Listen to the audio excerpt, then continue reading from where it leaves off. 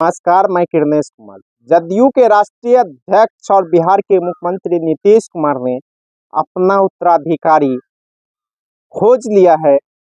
अब जदयू के उत्तराधिकारी मुख्यमंत्री नीतीश कुमार के बेटे निशांत कुमार ही होंगे।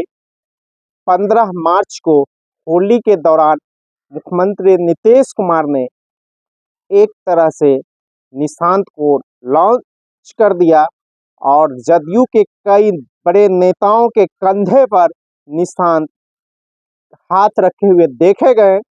एक तरफ जहां संसदीय कार्य मंत्री विजय कुमार चौधरी खड़े थे, तो दूसरे तरफ जदयू के कार्यकारी राष्ट्रीय अध्यक्ष संजय कुमार झा, दोनों के बीच में निशांत खड़े हैं और निशांत दोनों के कंधे पर हाथ रखे हुए हैं।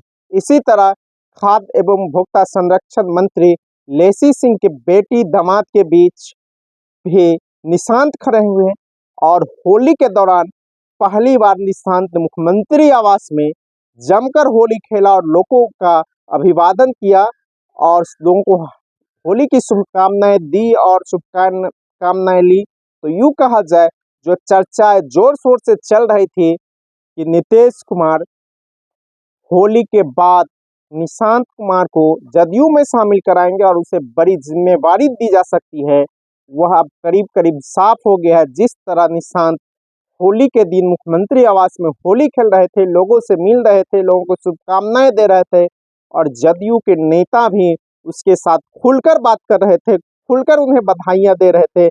इससे साफ प्रतीत हो रहा है कि निशांत की राजनीति में लॉन्चिंग हो चुकी है और निशांत 18वीं बिहार विधानसभा चुनाव जो अक्टूबर नवंबर में है, उसमें जदयू के एक चेहरा निशांत कुमार भी रहेंगे और नालंदा जिले के हरनौत विधानसभा सीट से निशांत को चुनाव लड़ाने की चर्चा है।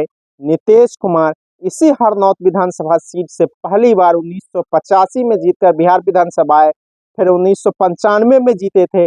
लेकिन नीतीश कुमार 1977 में छात्र आंदोलन के बाद जो चुनाव हुआ था, उसमें भी हरनौत विधानसभा सीट से चुनावी दंगल में उतरे थे, लेकिन उसे हार मिली थी। 1977 में नीतीश कुमार हारे थे हरनौत में, 1980 में हारे थे और लोकनायक जयप्रकाश नारायण ने समाजवादी नेता भोला प्रसाद सिंह का टिकट काटकर नीतीश कुमार को 1977 में चुनावी दंगल में उतारा था और उस चुनाव में एक नारा गूंजता था, बम चले या गोला जीतेगा भाई भोला।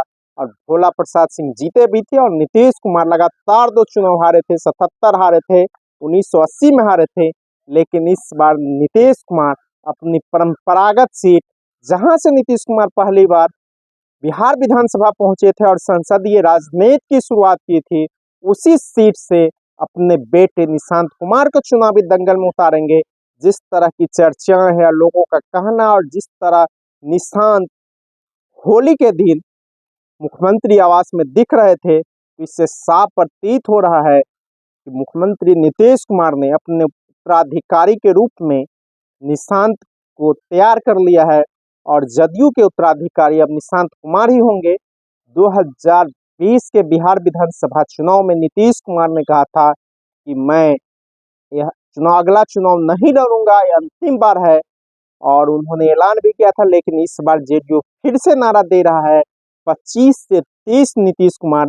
लेकिन एक चर्चा यह भी है कि भारतीय जनता पार्टी 2025 के बिहार विधानसभा चुनाव के बाद नीतीश कुमार को मुख्यमंत्री नहीं बनाने जा रही है और उसके बेटे निशांत को उप मुख्यमंत्री या कोई बड़ा पद देकर नीतीश कुमार को साइड करेंगे और भारतीय जनता पार्टी से मुख्यमंत्री होंगे। चर्चा है भारत एनडीए सत्ता में आती है तो नित्यानंद राय, केंद्रीय गृह राज्य मंत्री भारत सरकार में जो है, उसे मुख्यमंत्री बनाया जा सकता है, क्योंकि उसे लालू यादव का भी काट करना है और एक यादवों का बड़ा हिस्सा नित्यानंद राय को मिल सकता है, उसके नाम पर मिल सकता है। इसलिए वहां भी भारतीय जनता पार्टी में तैयारी चल रही है कि नीतीश कुमार के स्थान पर उसके बेटा को उप मुख्यमंत्री बनाया जाए और इधर से नित्यानंद राय को मुख्यमंत्री बनाया जाए। यह भी चर्चाएं राजनीतिक गलियारे में चल रही है।